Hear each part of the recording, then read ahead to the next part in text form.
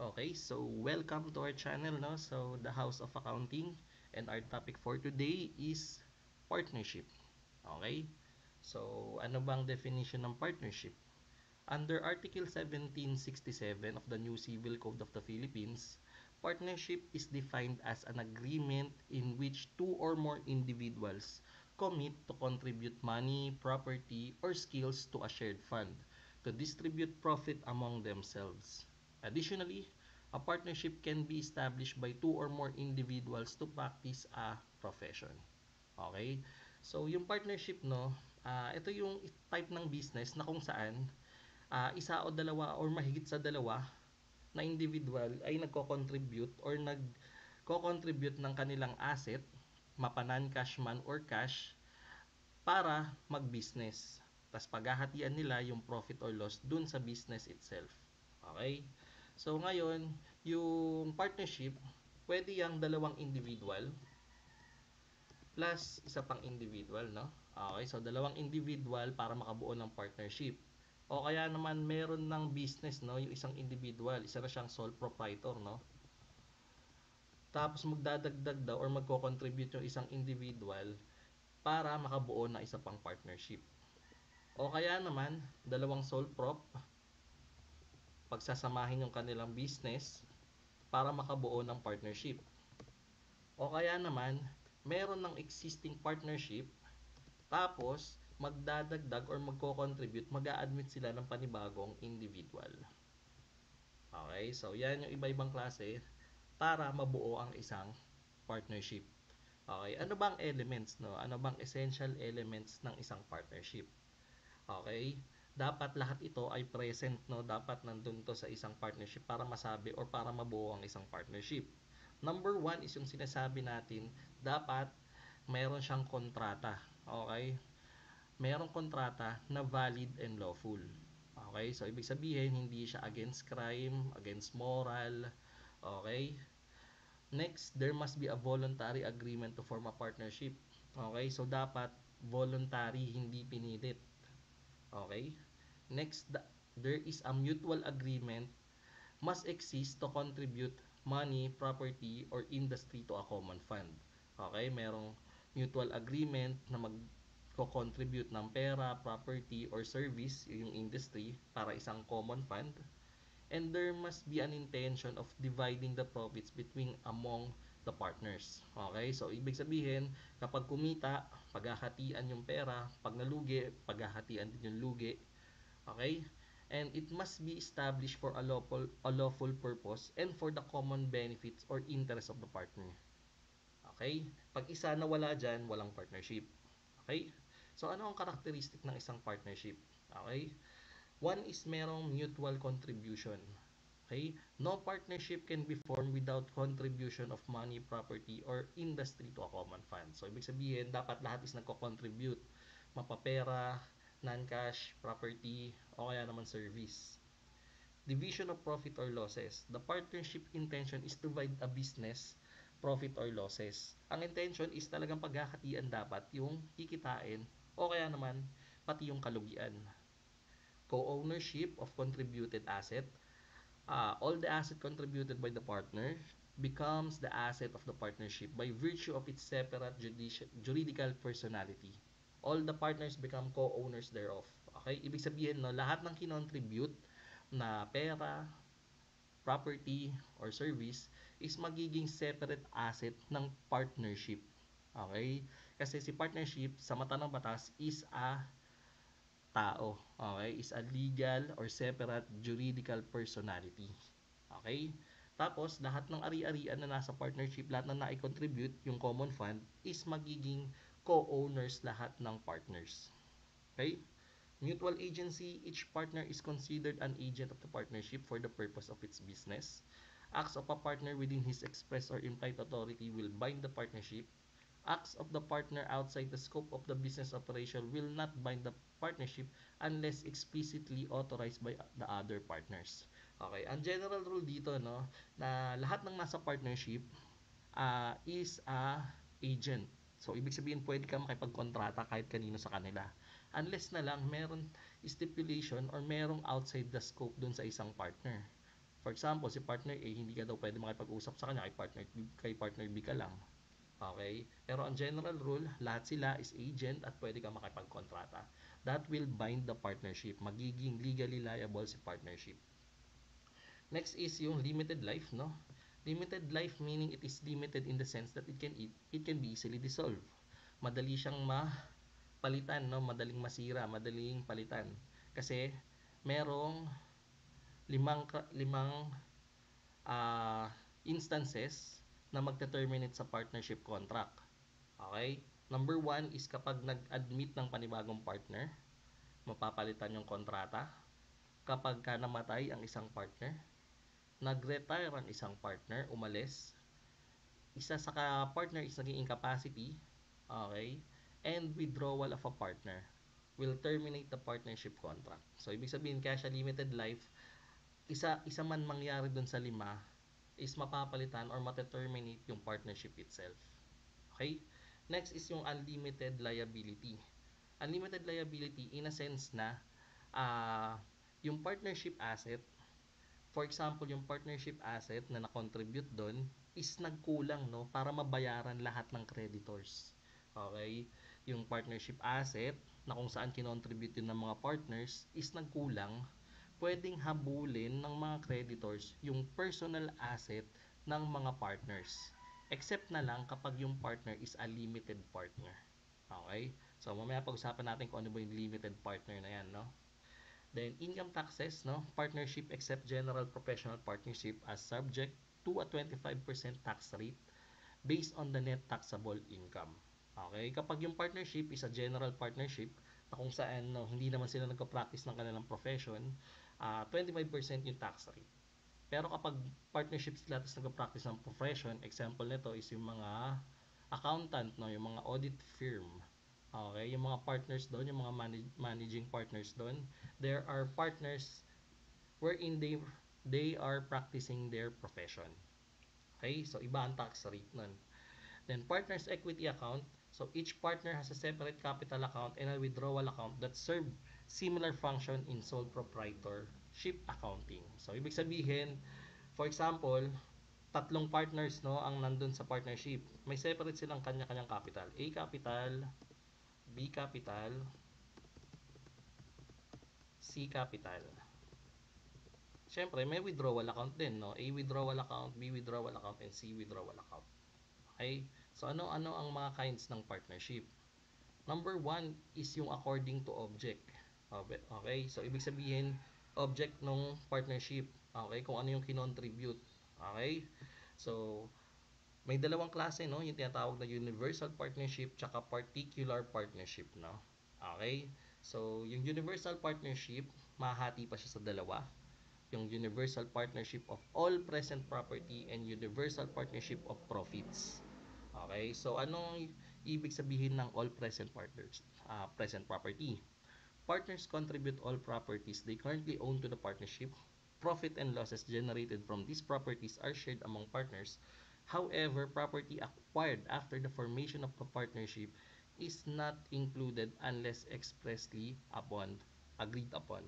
Okay? So, itong all present property, no, kunyari na si partner A at si partner B is nag-usap para bumuo ng partnership. Okay?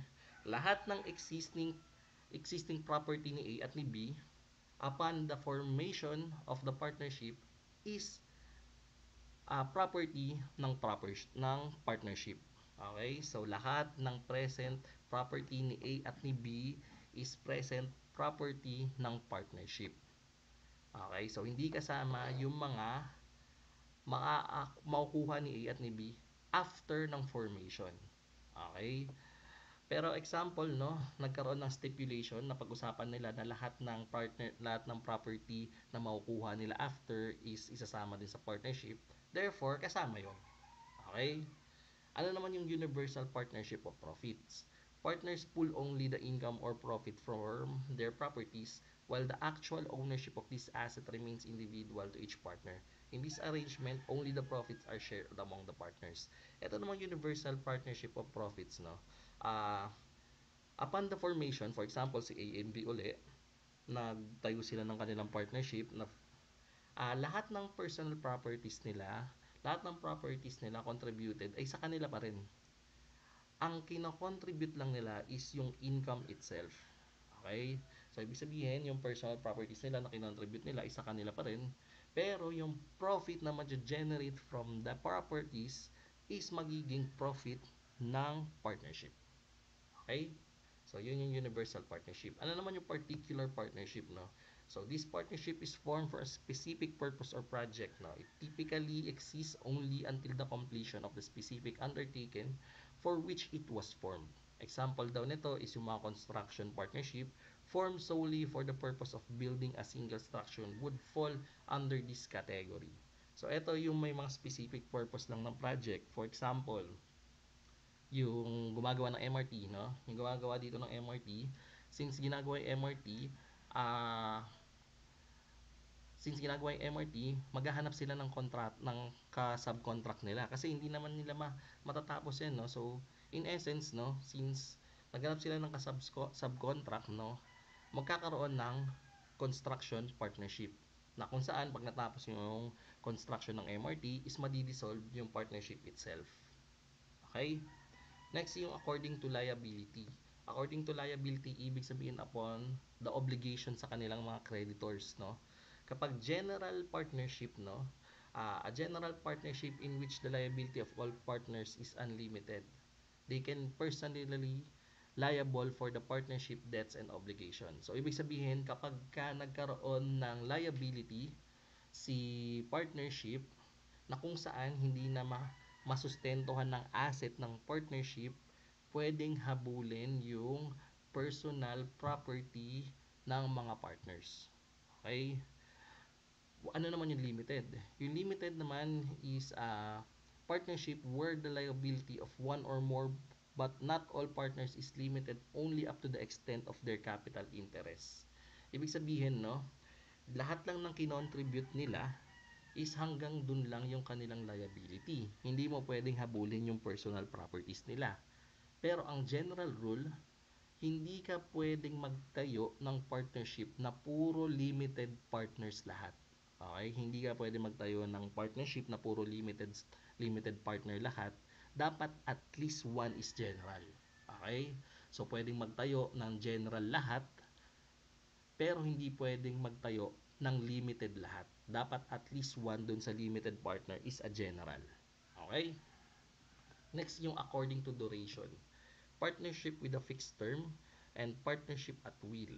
So a partnership is formed for a specific purpose, undertaking, venture, and terminates upon the completion of the undertaking or accomplishment of the objective. Example natin ito yung kanina, no? Yung sa construction partnership. Kapag natapos na yung MRT, terminated na yung partnership. Ano naman yung partnership at will? Ito naman yung with no fixed terms. It can be terminated at any time. Okay, example na ito is yung mga partnership ng mga accounting firm. Pwede yan i-terminate anytime. A partnership with a fixed term becomes a partnership at will if the partners decide to continue the business after the term expire. So, ibig sabihin, for example, yung partnership natin na construction firm, natapos na yung objective, pero isa dun sa partnership, isa dun sa partner is gustong ituloy. Magiging partnership na siya at will. Okay? Next yung according to purpose. Commercial or trading partnership or professional or non-trading partnership. Commercial or trading, ito yung partnership na engage in trading, of course, no? Example is manufacturing or service business. Kapag professional naman or non-trading, ito naman established to exercise their vocation or profession. Example, accounting firm or law firm. 5. According to the legality of existence. De jure and de facto. Pag sinabing de jure, ito yung mga partnership na nag-comply sa lahat ng legal requirements sa pagbuo ng partnership. While de facto is failed to comply with all the legal requirements for its establishment. Okay? Ito yung de jure and de facto, no? Regarding lang ito sa legal requirements, no? Pero kapag na-achieve nila yung essential requirements, existing ang partnership. Okay? So, ibig sabihin itong de jure and de facto regarding lang to sa legal, no? Sa legal requirements. Pero once na-achieve yung limang essential requisite, there is a partnership. Okay? So, kinds of partner. Number one na partner is in general partner, no? So, ito yung mga partner na liable sila hanggang sa personal properties nila. Limited partner, ito naman yung mga partner na liable lang only hanggang dun sa kinontribute nila or sa kanilang inilagay dun sa partnership. Capitalist partner, ito naman yung mga partner na ang kinontribute is pera o kaya property. Industrial naman, ang tawag kapag skills or talent ang nilagay niya sa partnership. And managing partner naman, siya naman yung appointed as a manager of the partnership. Okay? So, accounting for partnership formation, no? So, sa partnership kasi, no, meron kang apat na accounting problems dyan. Okay? Number one is yung formation. Okay? Kung paano binuo yung partnership. Number two is yung operation. Okay? Kapag ka nagkaroon na ng profit or loss, paano daw i-account, no? Pag nag-ooperate na yung business. Number three is dissolution. Dissolution. Etong dissolution, no, ito yung lima kanina, no, na kapag merong namatay, nag-retire, na-admit na partner, nadi-dissolve, no, napapalitan ng panibagong partnership. And lastly, yung tinatawag naman na liquidation. Okay? Yung liquidation, ito naman yung totally hindi na mag-e-exist, no. Ititigil na yung operasyon ng partnership. Okay? So, hahati-hatiin natin yung apat na accounting na yan, no? So, first, no, yung tinatawag nating accounting for partnership formation. Okay? So, paano ba yung accounting for partnership formation, no? So, sa accounting for partnership formation, no, di ba dito yung nagko-contribute sila ng kanilang cash or non-cash dun sa mismong business. Okay? Siyempre, since nag-contribute sila ng kanilang cash and non-cash, kailangan may valuation yun. Okay? Dapat may value yun, no? Ang general rule natin, no, sa contribution, sa partnership, is dapat nakalagay sila sa tinatawag nating fair market value or fair value approach, no? Dapat naka fair value sila pag kinontribute na sa partnership. Okay? So, valuation. For example, no, cash yung ikinontribute, no? Cash yung ikinontribute. So, generally, yan yung face value. Okay? Kung ano naman yung fair value, yun yung face value ng cash. Okay? Pag non-cash asset, meaning ito yung mga inventories, PPE, accounts receivable, intangible asset, investment properties, dapat dalhin mo sila dun sa tinatawag nating stipulation or agreed value. Okay? Ibig sabihin, dapat nakalagay sila dun sa napag-usapan nila kung magkano. Kasi yun yung magiging fair market value nila. Okay? So, for example, nag-donate si A. Nag-donate si A ng lupa. Okay? Di ba yung lupa is a PPE amounting to 1 million. Sa libro ni A, 1 million yung presyo. Pero napag-usapan nila na ilalagay daw siya sa 1.5 million.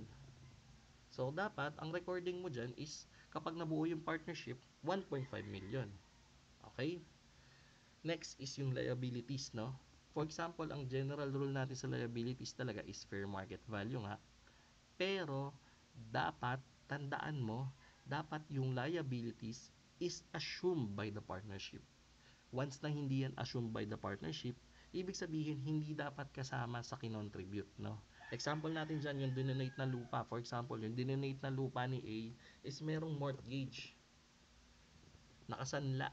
Okay? Nakasanla yung lupa. Since merong mortgage at inassume ng partnership, kailangan yun i-measured at fair market value. Okay, for example, 100,000 yung fair market value, edi may liability yung partnership na 100,000. Pero once na hindi yan inassume, okay, na for example, hindi inassume ng partnership, hindi mo siya isasama sa contribution ni A. Okay? Hindi mo siya isasama sa contribution ni A kasi hindi nga inassume. Pero for example, inassume. So, ibig sabihin, ang entry dun sa partnership, sa contribution ni A is debit, land, na 1.5 million, credit, A capital, na 1.4 million, at credit mortgage payable na 100,000. Okay? Kasi nga inassume. Okay? Inassume ng partnership. Pero once na hindi inassume, tanggalin mo yung mortgage. Okay? Ang total capital or contributed capital ni A Capital is 1.5 million. Okay? So, general rule, no? Kung ano yung kinontribute, kung ano yung napag-usapan, yun yung value. Kung ano yung kinontribute, yun yung capital. Pero not all the case, no? Hindi lahat ng cases. Kasi, merong tinatawag na method of equating capital. Okay? So, may tatlong method kung paano i-equate yung capital na kinontribute sa partnership. Okay? So, ano yung mga methods na yun? Okay? Ang methods na yun is one, yung bonus method, investment method, or withdrawal method, and revaluation method, or also called goodwill approach. Okay? So, balikan natin yan, no? So, unahin mo natin yung formation, no? So, dapat mag-prepare ng journal entries to adjust the agreed value. So, gaya ng ginawa natin, from 1 million to 1.5, ang recognition mo is yung agreed value. Next, debit investment and credit capital account, no? So, credit natin yung A capital. Okay, ang dinebit natin yung ininvest na land. Tapos kapag for those with contra account, use the contra account title, no? So, for example, no, yun dun sa contra account muna, no? For example, nag-donate daw si A uli ng accounts receivable. Okay, nag-donate siya ng accounts receivable na 50,000. Siyempre, yung dinonate niyang accounts receivable, dapat dalhin mo sa agreed value. For example, ang agreed value nila is 60,000. Pero provided that maglalagay ka daw ng allowance account. Allowance for doubtful kasi hindi naman lahat makokolekta. Since may allowance, no, this is a contra account, no. Sabihin natin 5,000 siya.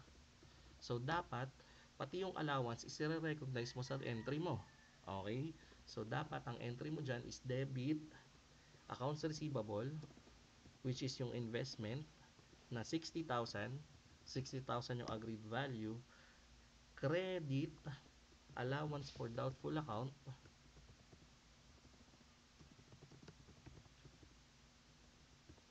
na 5,000 and credit A capital na 55,000. Okay? So, ibig sabihin, nabawasan yung capital, yung contributed capital ni A because of the allowance for doubtful account. Okay? Example na may mga contra account title is yung may mga depreciation, no? Yung accumulated depreciation, accumulated amortization, accumulated impairment, yan yung mga contra account, no?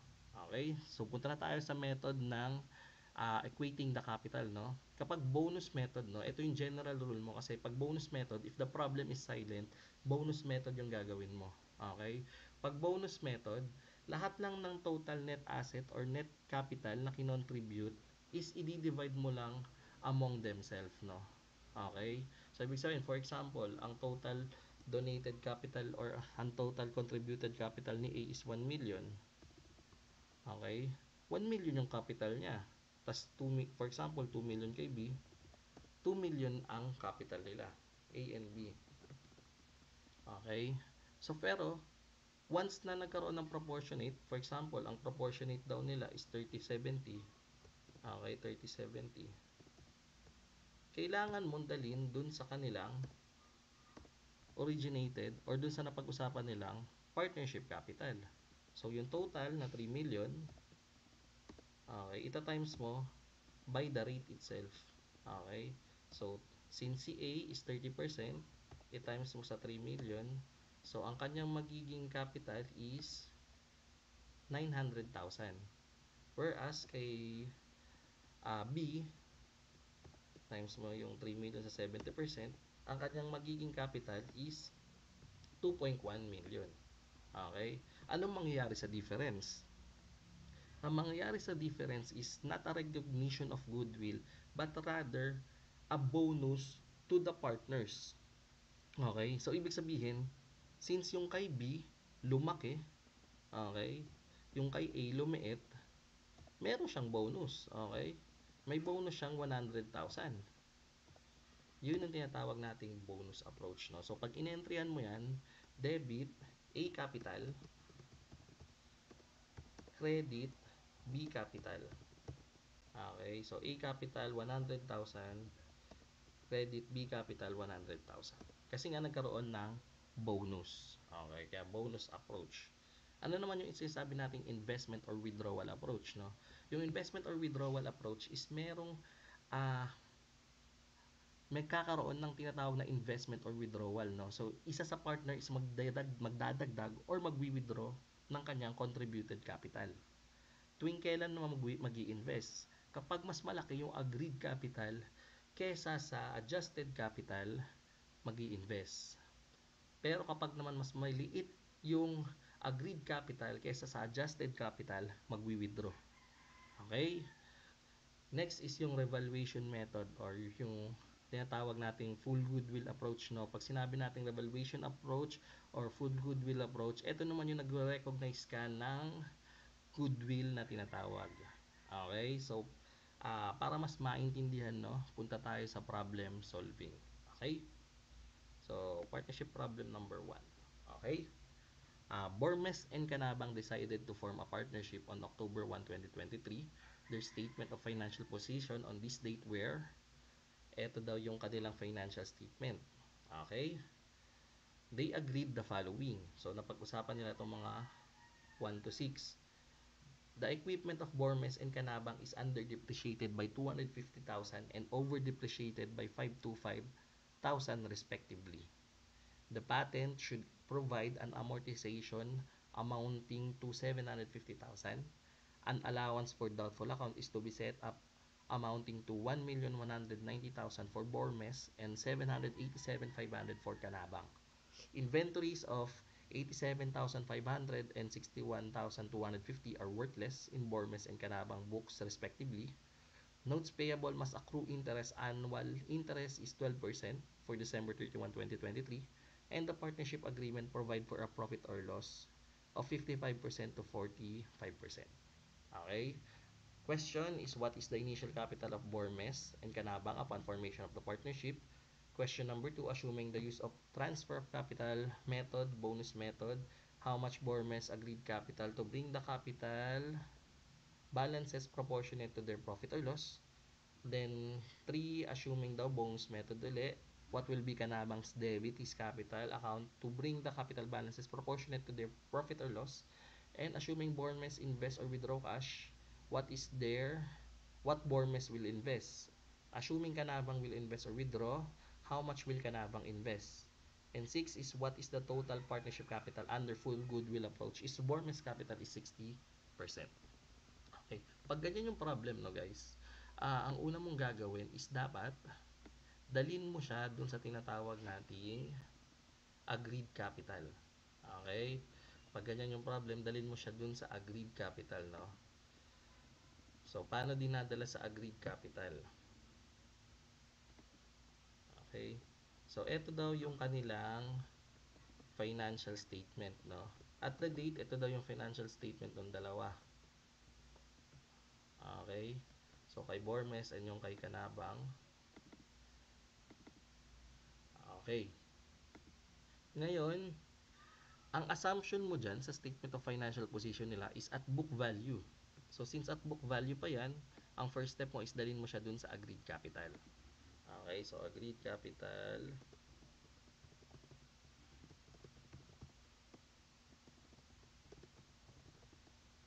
Okay, so dalhin mo daw siya sa agreed capital nila parehas.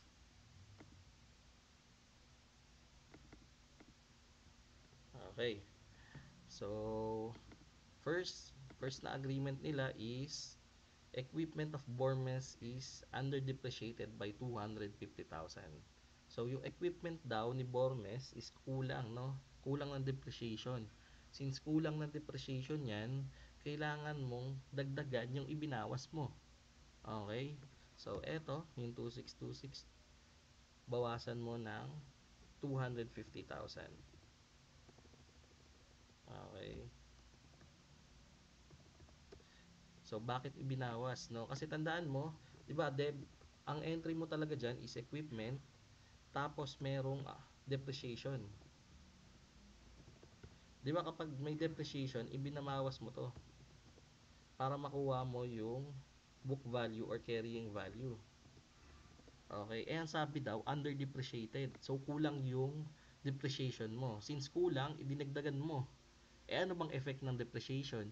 Eh di ba binabawas since kulang yung depreciation mo at dinagdagan mo para maitama, dagdagan mo rin yung ibinawas mo kasi ang effect ng depreciation is less dun sa asset. Okay, kaya siya ibinawas. Next naman daw is yung kay kanabang naman daw is over depreciated. So since over depreciated, sobra yung ibinawas mo, para maitama mo is ibalik mo yung ibinawas mo. Okay? So plus 525,000. Okay? Next daw is yung patent should provide an amortization amounting to 750,000. So ibig sabihin na itong patent, kailangan mo daw mag-provide ng amortization. So since magpo-provide ka ng amortization, ano bang effect ng amortization sa asset? 'Di ba ibinabawas? So less 750,000. Okay?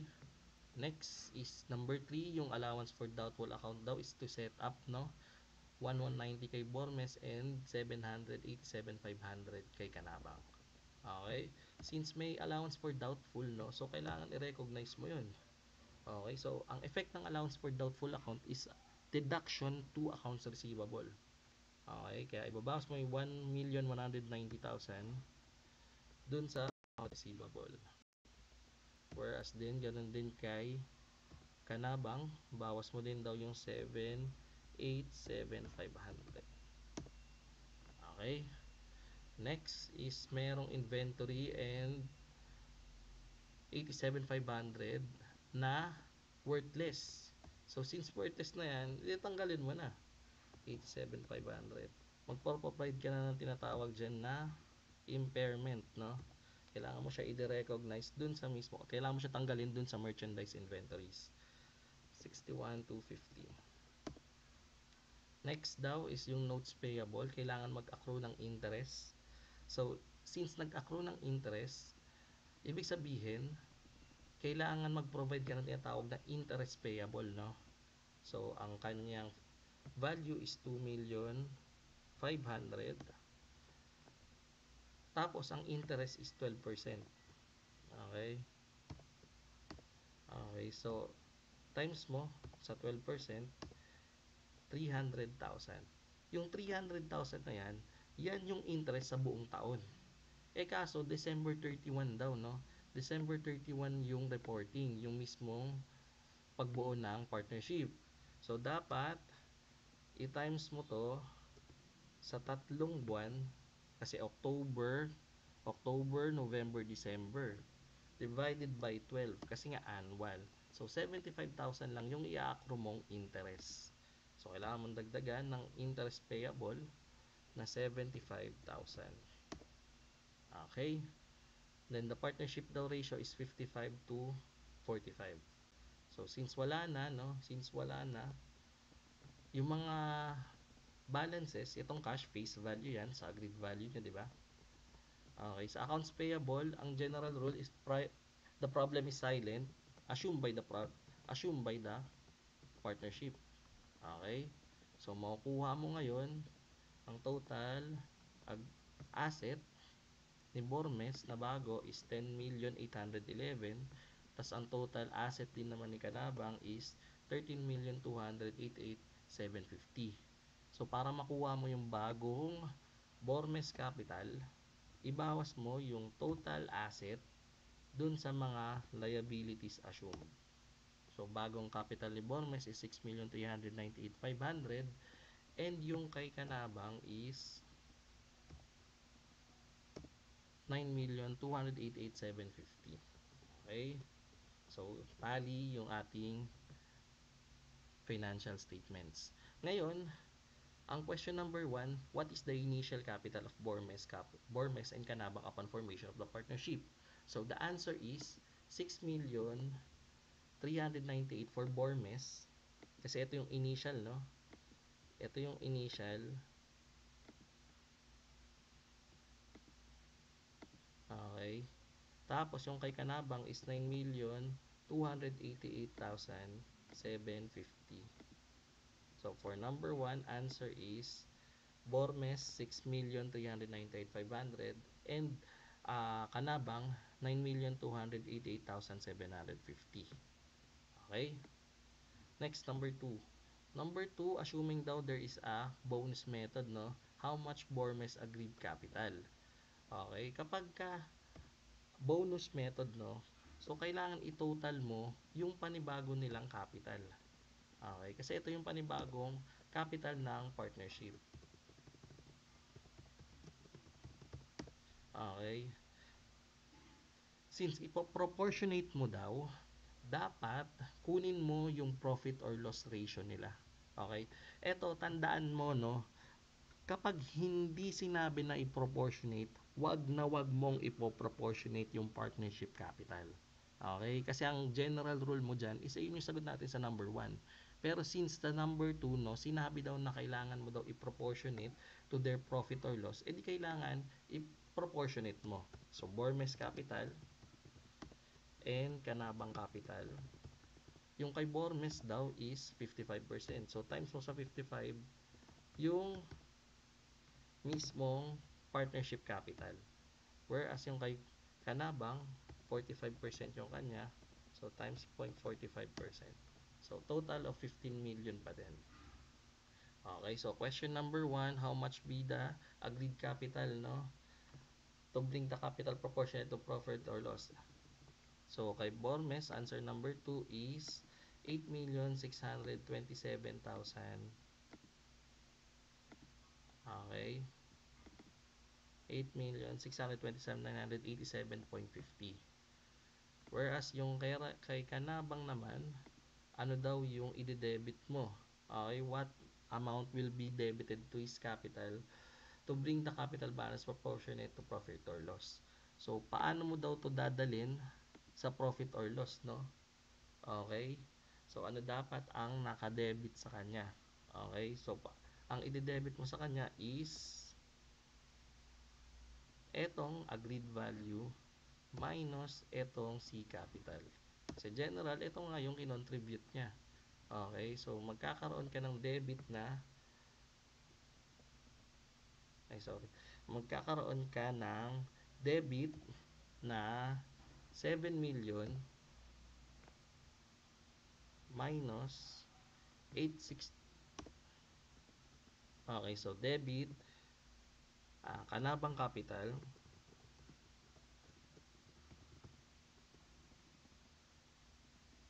credit Bormes capital. Okay, amounting to 1,568,725. Okay? Kasi nga, ito yung i-debit mo para madala yung Kanabang capital sa kanilang agreed capital. Kasi bonus approach. Okay? So, answer for number 2 is 1,568,725.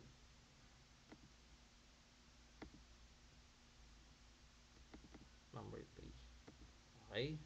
Next, number 4 daw, assuming Bormes will invest or withdraw cash to bring the capital balances of the partners proportionate to their profit or loss ratio. How much Bormes will invest? Okay, so magkano daw ang i-invest daw ni Bormes? Okay, para dalhin dun sa profit or loss ratio. Since dadalhin daw sa profit or loss ratio, dapat ang magdadagdag ng pera is si Bormes. Okay, since siya ang magdadagdag, ang assumption mo is yung kay Kanabang, yung 928,750 is tama na. Okay? So, etong 928,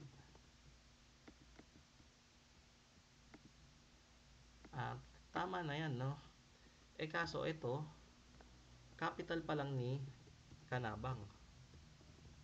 So, para madala yan doon sa partnership asset or partnership capital, kailangan mong i-gross up, no?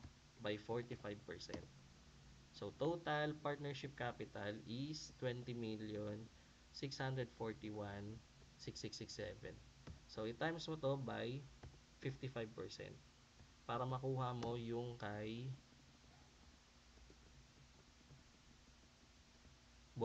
Bormes Capital. Okay, so answer is 11,352,916.67.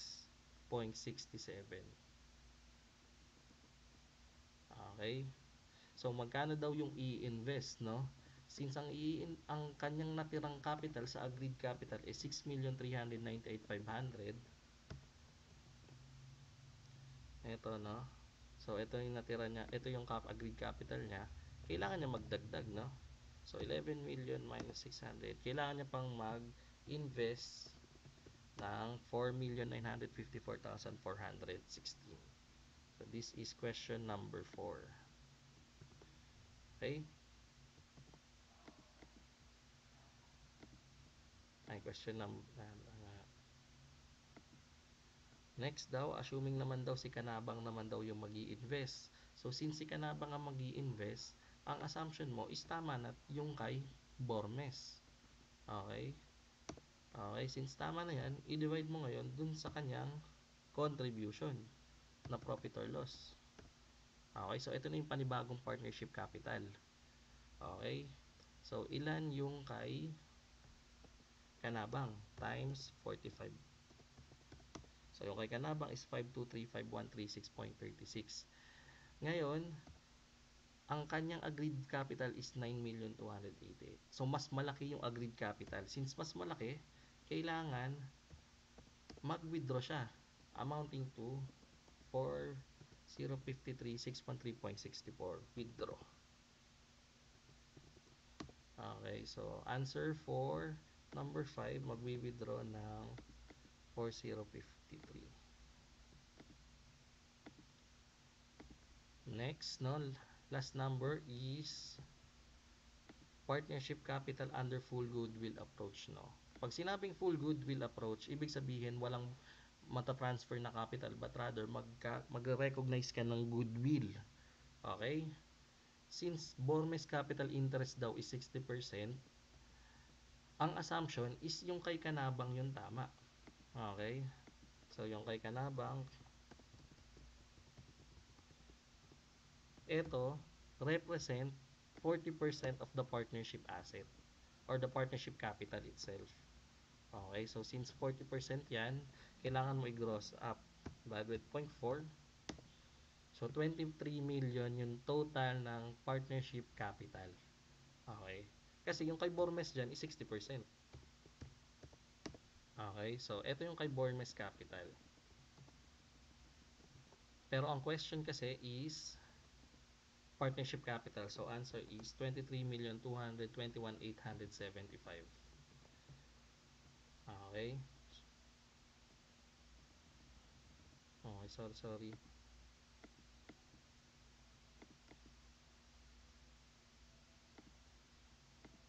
Okay.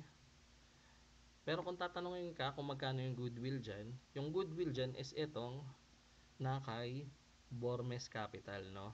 Kasi from 6,398,500 naging 13,933,125 yung kanyang capital. So ito yung total goodwill, no? So debit goodwill,